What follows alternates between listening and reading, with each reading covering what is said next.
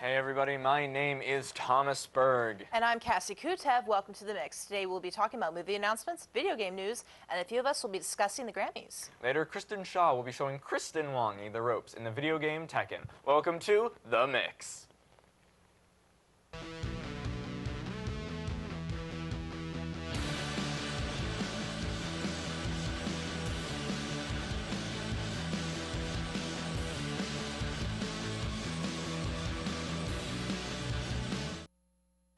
Over the course of a week, a new Battle Royale game has surfaced, known as Apex Legends.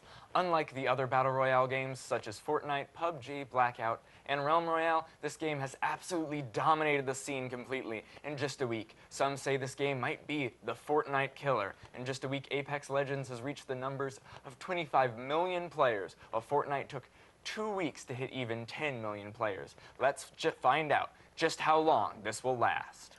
For all you hopeless middle-aged romantics out there, we have good news. Hallmark is getting its Christmas gifts early. According to Entertainment Weekly, the first 3 Christmas movies are in the works. The titles are The Christmas Star, Holiday for Heroes, and Time for Me to Come Home for Christmas. Put on those slippers, take out those bonbons, and have your cat nearby this holiday. The last few months have been filled with Marvel superhero news and trailers. Fans of the franchise have been treated with trailers from Spider-Man Far From Home, Captain Marvel, and Avengers Endgame. Endgame, which is set to release on April 26, 2019, is the 4th installment of the Avengers movie series, and will be following the events of the Thanos snap at the end of Avengers Infinity War. Infinity War's post-credit scene shows Samuel L. Jackson's Nick Fury signaling help from Captain Marvel before he disappears along with half the universe. Captain Marvel's standalone movie is set to release March 8th, 2019.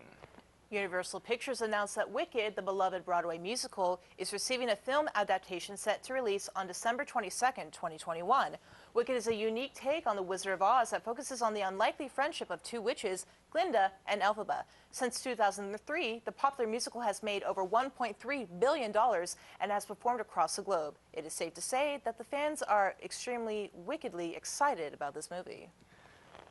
Amazon's newest venture comes in the form of a video game. Amazon Game Studios plans to release an MMO called New World. According to the overview on MMORPG.com, New World is set in a cursed and supernatural version of North America in the 17th century. Game enthusiasts were able to alpha test the game, and for the most part, people are showing positive reactions to the game's early stages. The game does not yet have a release date. As of today, February 18th, Netflix announced the cancellation of 2 Marvel Netflix shows, Jessica Jones and The Punisher.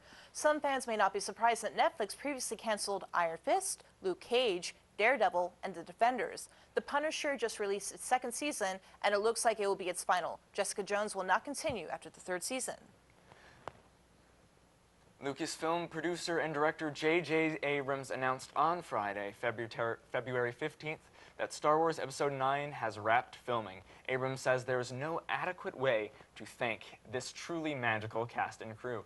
The title for the upcoming movie has not been released, but fans of the beloved franchise hope to get the title and trailer news during the Star Wars celebration in 2019 in April. Episode 9 is set to release in the December of 2019.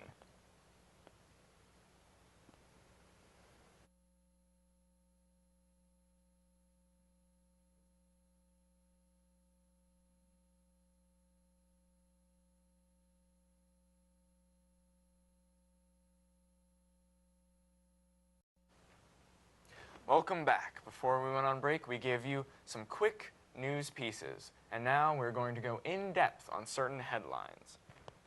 Captain Marvel's Endgame, Captain Marvel's Avengers, Endgame, and Spider-Man Far From Home are the next 3 Marvel movies coming from Disney's Marvel franchise. As fans eagerly await Endgame to premiere, Captain Marvel's standalone movie premieres March 8th, 2019. This movie is set in the 1990s and tells the story of Carol Danvers and how she became a superhero.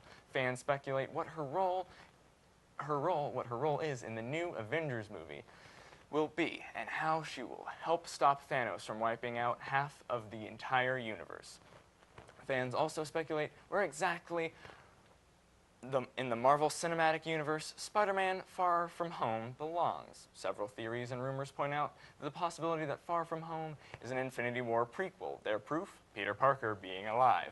At the end of Infinity War, Thanos' infinite snap wiped out half the universe, and Spider-Man was one of the heroes that disappeared. However, more speculation says that Far From Home is set after the events of both Infinity War and Endgame, and the trailer possibly spoils Peter Parker's return. Spider-Man Far From Home hits theaters July 5th, 2019. Congressman Chris Quinn has brought HB 2705 to the Pennsylvania state legislature. The bill is a proposal looking to bring a 10% sales tax increase due to the belief that violent video games influence violent behavior. The Republican lawmaker claims that the revenue from this tax will be put into increasing school security measures, including metal detectors, bulletproof glass, extra staff on campuses. 27 years ago, the Disney Renaissance era was in full swing, with Aladdin being one of the cinematic power plays of the industry.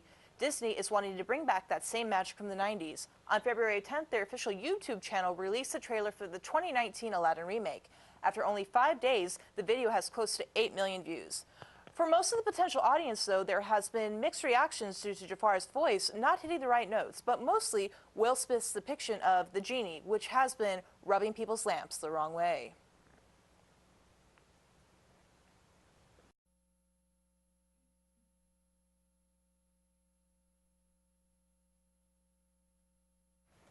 On Sunday, February 10th, the 61st Grammy Awards took place, and boy, did people have some opinions and reactions. That's right, and here to talk about some of those opinions are Saleh and Molli Weeks. It was a very eventful Grammys this 2019. Alicia Keys hosted this year's 61st Grammy Awards. She opened the ceremony and proved throughout the show that she needed no help to deliver a powerhouse performance as a first-time host. And Lady Gaga, Jennifer Lopez, Jada Pinkett Smith, and Michelle Obama all joined Alicia Keys on stage during the opening minutes for an ode to music sisterhood. Later on stage, Keys showed off her raw musical talents by playing 2 pianos at once and covering songs from Nat King Cole to the Kings of Leon. Childish Gambino, who did not attend, won multiple awards as well, including Song and Record of the Year for This Is America, becoming the first rap song to win in this category. He was also awarded Best Music Video for This Is America. Casey Musgraves went home with 4 Grammys, making it one of her biggest wins of the night. She won the Album of the Year, Best Country Album, Best Country Solo Performance, and Best Country Song. Turns out there was a bit of controversy when it came to Best Rap Album. The Recording Academy flew Mac Miller, who died of an accidental overdose early this year's family, to attend the Grammys. Miller ended up not winning, but Cardi B did. Many fans were very upset about this. Ariana Grande even took to Twitter to voice her opinion on the matter, but ended up deleting the heated tweets shortly after. Travis Scott performed his entire Grammy performance from inside a cage and let a huge swarm of people rush the stage during it. Scott started out the performance a tad bit more mellow, singing another song from James Blake and Philip Bailey from Earth, Wind and Fire. This year, the Grammys also celebrated Diana Ross's 75th birthday, and the person who introduced her was her 9-year-old grandson, Rafe Hancock Emmanuel Kendrick Ross. Ross never actually won a Grammy, although she was given a Lifetime Achievement Award. She performed 2 of her songs, The Best Years of My Life and Reach Out and Touch Somebody's Hand. Lady Gaga has completely just killed the game this year, all year long. We also knew she could sing, but we did not know she could act. She completely stunned critics with her acting in A Star Is Born. She gave an amazing performance at the Grammys singing Shallow, which is a big song from the movie. Gaga and Bradley Cooper won the Grammy for Best Pop Duo Group Performance for Shallow. Gaga previously won 2 Grammys at the 2019 ceremony, one for Joanne and the other for Shallow. Cooper was not at the Grammys because he was in London at the BAFTA Awards on their behalf. 2 weeks before the Grammys, Bebe Rexha took to social media to tell fans that designer labels were actually turning down the chance to dress her for the Grammys because of her U.S. size of an 8'10". She revealed that she would refuse to wear clothes by any designers who would raise concerns about her size. One Middle Eastern label did come to her rescue, Monsoon, the brand by Bahraini designer Shaima Al-Munson. Rexa looked amazing in a deep ruffled gown, really going for a princess look. Rexa was nominated in 2 categories at the Grammys this year. And that's just a little 7-minute recap on the Grammys this year. What do you guys think about it? I think that there were some absolutely wonderful performances. Absolutely. Alicia Keys with the 2 pianos at the same time, that was amazing. I can't even multitask like pouring water and walking at the same time. Chewing gum and walking Yeah, at the same time? chewing gum, walking, pouring water I think's a little harder.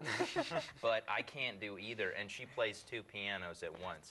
And just nails it. Her voice is gorgeous. Yeah, I got a little bit keyed up watching that performance. Oh, yeah, and she looked beautiful, that. too. Very I like natural look. I mean, only Alicia Keys can go to the Grammys not wearing makeup and still look amazing. I was disappointed with the Mac Miller, but Cardi B works hard, you know? I mean, she works so hard. She worked so hard on that album. It was a good album. And, I mean, you know, it is sad that Mac Miller passed away so young, but I don't think it's right per se for all these people to be so outraged. And I don't think it has to do with we're not putting down Cardi B's performance. I think it has to do with rubbing salt into the wound that their son who has passed on, and now it's like, and they invite them, so maybe bringing some kind of honor to his memory, and then I agree he with doesn't that. win. So I think it's just another, you know, lash on his family. I feel like if the plan was to always have Cardi win, then maybe flying out the family wasn't the best option. Best way to go about See, it. I think that's where the outrage is coming from, too. I think that you hit the nail on the head from a lot of people. But yeah, I agree with that. I think that there probably should have been some kind of more of a mention other than he was nominated, you know? Yeah. Cardi B did say in one of her tweets, though, that, you know, his family claimed that if he wasn't going to win, they were glad that she had. So that's pretty cool. That's really sweet of him. Yeah. That's really sweet of him. I think definitely in the year of 2019, we're starting to see more of a culture of artists supporting artists. We see that with Cardi B and Lady Gaga, especially with among female artists. There is more of a camaraderie. I mean, we see Casey Musgraves, who won 4 Grammys, which is usually unheard of when it comes to a female artist. So yeah, I think in this time of 2019, artists need to be working together, not against each other. Casey Musgraves is great. I've actually had the chance to see her live before, and she did a great job. So congrats to her for taking home 4 Grammys. The only person I believe who's done that was Taylor Swift in 2012. T-Swizzle. T-Swizzle, baby. She was not there, though. No, she did not attend. Neither did Halsey. Or Ariana Grande. Oriana, yeah. Let's talk about that. Yeah, that. I heard there was a bit of controversy because she was supposed to perform at the Grammys, and then there was a big fight, and they asked her to leave, and so she just didn't appear at all. I think it came down to a disagreement that the producer wanted a set, but she wanted the set, so said, thank you, next. Thank you. She did. Next. All right. All right, well. Thanks for having us. Take it away. Yeah, thank you for having us and talk about the Grammys. Well, this chat about the Grammys has been lovely, but now it's time for Showcase. This week, Christian Shaw is showing Kristin Wange Tekken.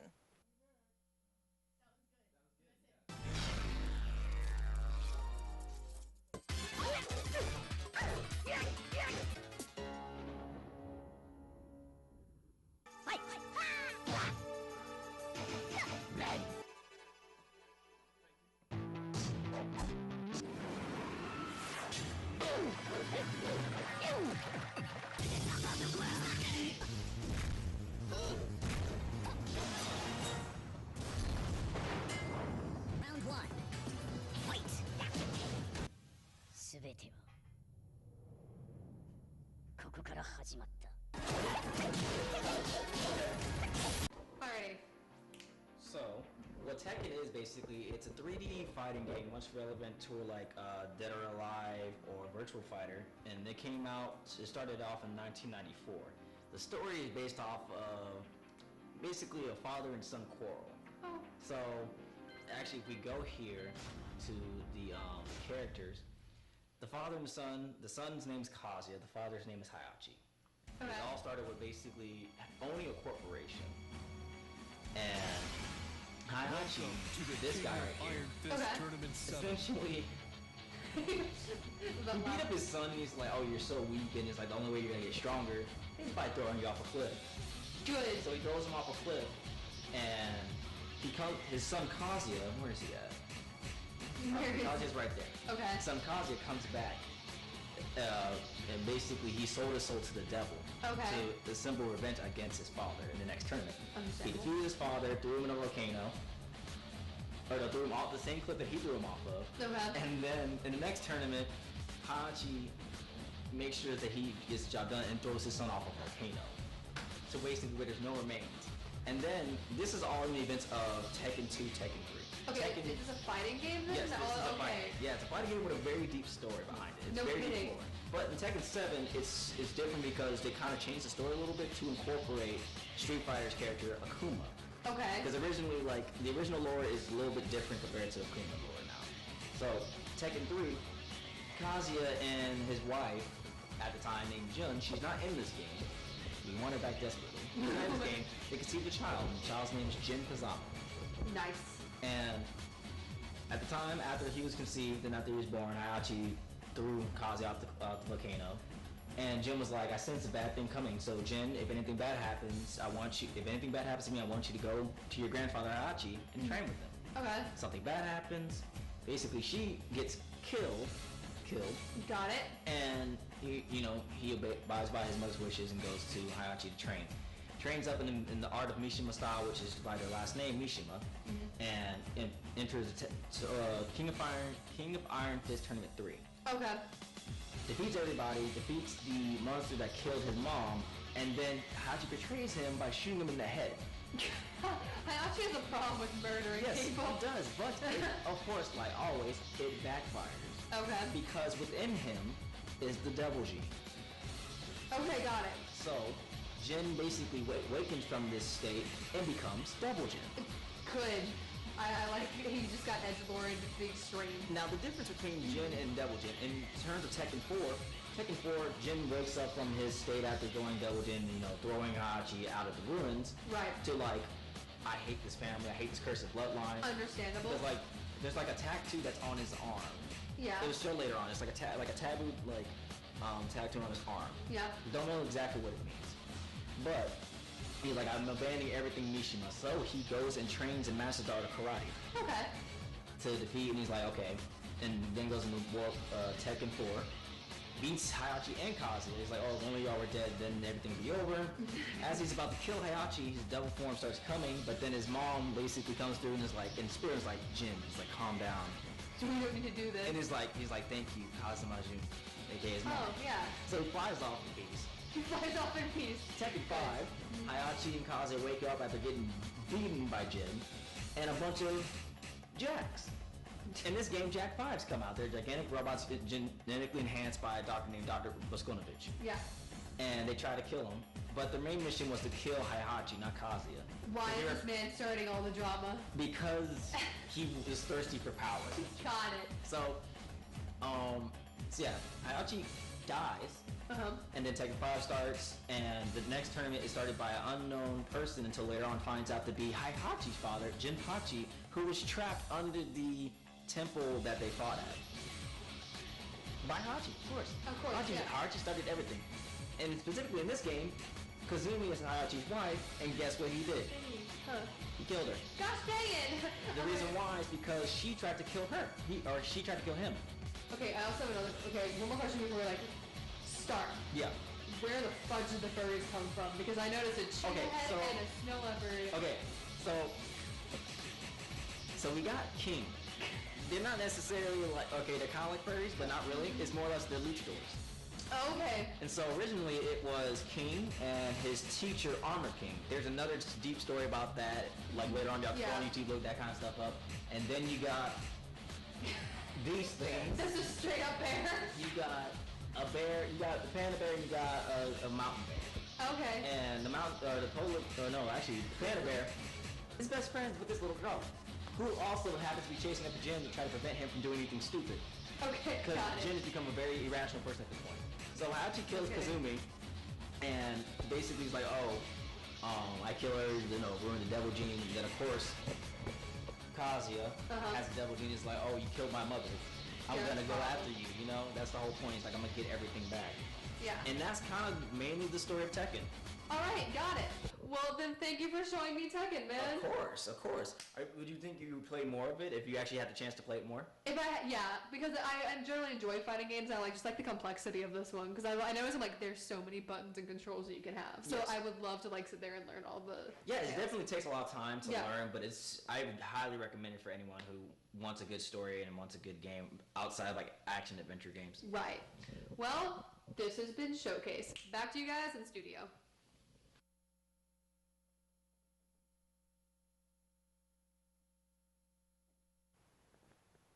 Well, that's it for this episode of The Mix. Since it is the beginning of the semester, we wish you luck. Be sure to tune in for the latest content. Be sure to watch more on Channel 2. Also, feel free to check out our Facebook page at SFA The Crew. I'm Cassie Kutev. And I'm Thomas Berg. See you next time.